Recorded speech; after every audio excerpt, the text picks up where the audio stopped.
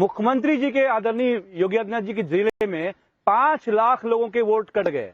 5 लाख सब रोहिंग्या हैं, घुसपैठियां हैं, अरे गरीब लोग हैं, किसान लोग हैं, मजदूर हैं, माइग्रेंट हैं, बंबई में काम कर रहे हैं, दिल्ली में काम कर रहे हैं, कलकत्ता में काम कर रहे हैं। उनको समय मिलना चाहिए, आपने समय नहीं दिया। दूसरा, जो बीएलओ का हमारे पास वर्कफोर्स है, वो वर्कफोर्स में जो समय है जिसमें 10 से ज्यादा बीएलओ हमारे मारे गए। माननीय अखिलेश यादव जी ने 2-2 लाख रुपए उनकी घर जाके मदद करी।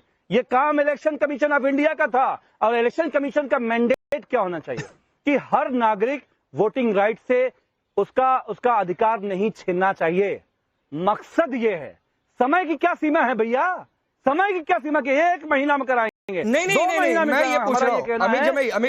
अमित जमई सुनिए, मैं आपको जगह का नाम कोट करके बता रहा हूं। मैं अभी पिछले कुछ दिनों में सर सुल्तानपुर, गोंडा, आजमगढ़ इन जगहों पर होकर आया, उसके आसपास के करीब 6 से 7 जिले घूम कर आया। और ये भी बता दूं कि आपकी पार्टी के ही ज्यादातर लोगों से मुलाकात हुई। सुनिए अमित जमई, और उन लोगों से मुलाकात हुई जो आपकी ओर से प्रहरी के तौर पर नियुक्त किए गए। अमित जमई सुनिए, आपकी ओर से प्रहरी के तौर पर नियुक्त किए गए हैं, जो लोगों को, मुझे अच्छा भी लगा कि वो लोगों की मदद कर रहे हैं कि लोग एसआईआर का फॉर्म भर दें। मैं इस बात की तारीफ भी कर रहा हूं, लेकिन उन लोगों ने भी ये माना कि बहुत फर्जी वोटर हैं और ठीक हो रहा है। जैसे सुल्तानपुर, आजमगढ़, चूंकि मुख्य शहर और गांव बहुत पास है, तो लोग वहां पर कह रहे हैं, और सपा के लोग कह रहे हैं, अमित जमई, सपा के लोग ये कह रहे हैं कि लोगों का शहर में भी वोटर कार्ड है और गांव में भी वोटर कार्ड है। मुझे एक बीएलओ आजमगढ़ में मिले जहां से धर्मेंद्र यादव सांसद हैं, उन बीएलओ ने कहा कि 940 मेरे हिस्से वोट है, जिसमें से 150 फर्जी है। मैंने पूछा क्यों? कह रहा है वो गांव में भी है, शहर में भी है, तो वोट तो कम होना ही होना है ऐसे। राकेश पांडे जी, 2.5 करोड़ नहीं होता है।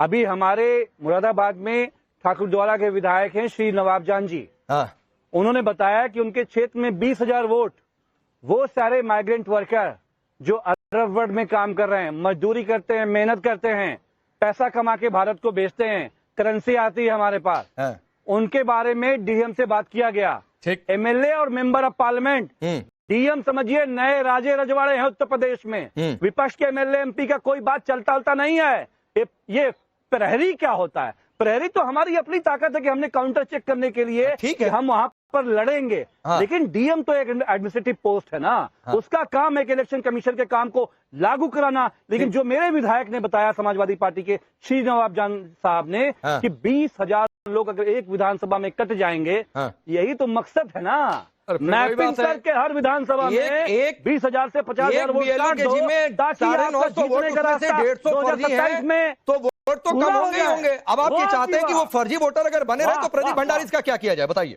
अरे यार, 2.5 करोड़ फर्जी है।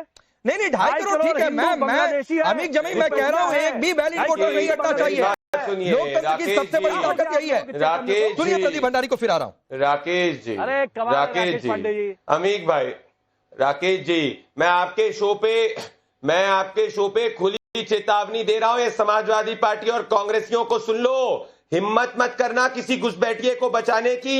एक घुसपैठिए को प्रधानमंत्री नरेंद्र मोदी जी और गृह मंत्री जी चुन चुन के डिपोर्ट करेंगे। ये भारत भारतीयों का है, घुसपैठियों का नहीं है, समझे? घुसपैठिया प्रेमी गैंग। अब आ जाता हूं, इनको पढ़ते नहीं है ये आज ही कल का 10 तारीख का चुनाव आयोग का एक नोटिफिकेशन है।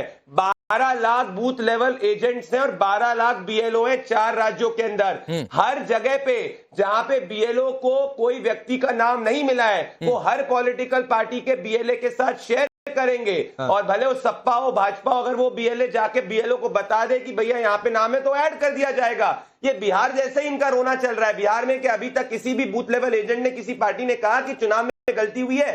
कोई भी गया कोर्ट के अंदर कहने में रीपोलिंग हुई, किसी ने नहीं कहा। ये इनकी असलियत है। तो इनको क्या अपने खुद के समाजवादी पार्टी के कार्यकर्ताओं? लेकिन एक सवाल प्रदीप जी आपसे, प्रदीप भंडारी, एक सवाल आपसे, इससे पहले कि मैं अमित जमई के पास जाऊं, अभी ये भी खबर है कि यूपी में शायद समय सीमा और बढ़ने वाली है, बढ़ रही है। लेकिन जो वो बात कह रहे हैं कि 2.5 करोड़, 2 करोड़ 80 लाख या 2 करोड़ 90 लाख या 2.5 करोड़, कुछ इसी के आसपास का आंकड़ा है, मैं बहुत क्लियर नहीं हूं नंबर को लेकर, ये फॉर्म वापस नहीं आए। तो ये फॉर्म वापस क्यों नहीं आए? तो या तो समय की गड़बड़ हुई, तो शुरू से प्लानिंग नहीं हुई, तो या तो मानिए कि गड़बड़ी रही प्लानिंग में, जिसकी वजह से सवाल उठाने का मौका भी मिला। बीएलओ पर प्रेशर था, ये मैंने भी महसूस किया, बहुत ज्यादा वर्क प्रेशर था। तो या तो बीएलओ की संख्या बढ़ाई जाती, या तो पहले से ही वो टाइम फ्रेम इतना रखना चाहिए था कि उनको ओवरलोड नहीं होता। और नहीं तो ये फॉर्म वापस नहीं आए तो गए क्या? क्या कोई जवाब है इसका?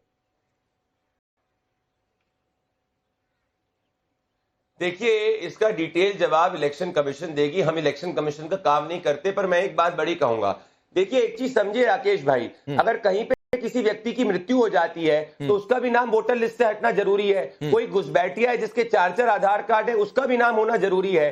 कोई मान लीजिए कई जगह से दूसरी जगह चले जाता है और वो दूसरे जगह का वोटर पर बन जाता है, दूसरे राज्य का, तो उसका भी नाम हटना जरूरी है। ये तो तीनों पार्ट्स है जिसमें अंदर होगा। तो हर जो नाम डिलीट हो वो घुसपैठिया नहीं है। कोई जो हो सकता है, मृत भी हो सकता है, कोई ट्रांसफर भी हो सकता है। पर यह बात सत्य है कि घुसपैठियों को संरक्षण करने का प्रयास किया जा रहा है। और घुसपैठियों ने कैमरे पे बोला है कि हमने 3-3, 4-4 वोटर आईडी लिए हैं, तो इनको हटाने का काम है। क्योंकि हिंदुस्तान का 324 क्या कहता है, only Indian citizen can vote in Indian election. इसीलिए 1952 से लेकर अभी तक अलग अलग समय एसआईआर हुई है। और ये एक लीगल प्रोसेस है। इनको दिक्कत किस बात की है? घुसपैठियों को, इनको घबराहट क्या है? इनको ये लगता है कि इनको भारतीय वोट नहीं करेंगे क्या, सिर्फ इनका वोट बैंक और घुसपैठिए वोट करेंगे। ठीक है। अमीर जमई, दिक्कत क्या है? और मैं फिर अपना सवाल दोहराता हूं जिसका जवाब अभी तक नहीं मिला, कि इस पूरी प्रोसेस में खामियों सवाल पर आप सवाल करिए, लेकिन ये दलित मुसलमान पीडीए जो बार बार कह रहे हैं, ये क्यों कह रहे हैं आप? देखिए, एक जो मुझे 30 सेकंड दे दीजिए। नहीं, मैं आपको 1 मिनट देता हूं सर, मुझे बस इस सवाल का जवाब दे लीजिएगा कि दलित मुसलमान पीडीए बार बार क्यों कहा जा रहा है? हाँ 15 करोड़ 44 लाख मतदाताओं में इन्होंने कहा कि 6% अनुपस्थित, 10% हस्तांतरित, 4% मृत। इसका मतलब ये हो गया कि ये 3 करोड़, ये कह रहे हैं कि 3 करोड़ लोग हस्तांतरित हो गए, अनुपस्थित हैं, फॉर्म वापस नहीं किया।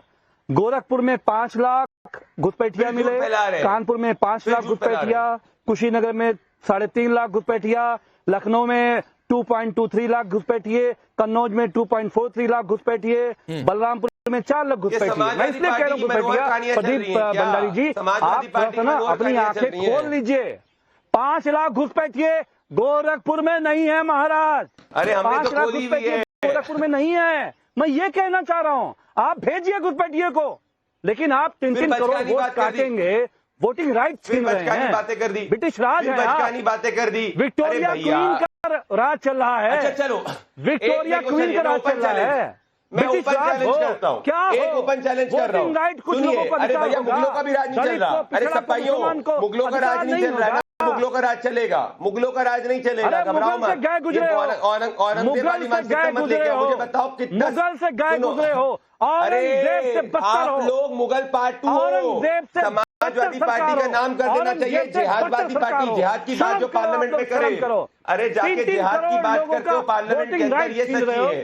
डूब बनना चाहिए आप लोग को चुल्लू भर पानी में। औरंगजेब से गई गुजरी सरकार है, जिहाद की बात करें, क्या बात करोगे? औरंगजेब से गई गुजरी सरकार है। और 2027 में मॉडर्न जिहादवादी पार्टी हो जाना चाहिए। जो जिहाद की बात पार्लियामेंट में करे, शर्म आनी चाहिए। कोई गलत फहमी में मत रहना। कोई अच्छा, एक मिनट प्रदीप भंडारी जी, एक मिनट। अमीर जमई, मैं ये नहीं चाहता था कि ये डिबेट बाबर और औरंगजेब के टर्म तक चली जाए, लेकिन दिक्कत यह है सर कि औरंगजेब भी आपको बेहतर लगने लगा, बीजेपी से, प्रदीप भंडारी से, मोदी योगी सरकार से भी औरंगजेब आपको बेहतर लगने लगा। तो फिर सवाल है कि ऐसा क्यों? सर मैं आपको 1 मिनट देता हूं, प्रदीप भंडारी जी रुक जाइए, और इस 1 मिनट में सर मुझे सिर्फ एक सवाल का जवाब चाहिए कि दलित मुसलमान पीडीए का नाम बार बार आप लोग क्यों ले रहे हैं?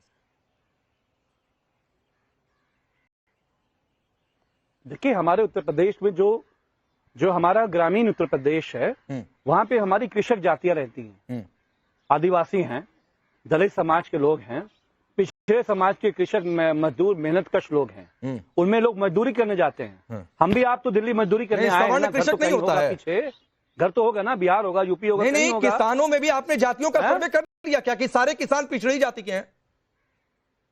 सारे किसान आपके वोट बैंक वाले हैं? जो शोषित वंचित जातियां हैं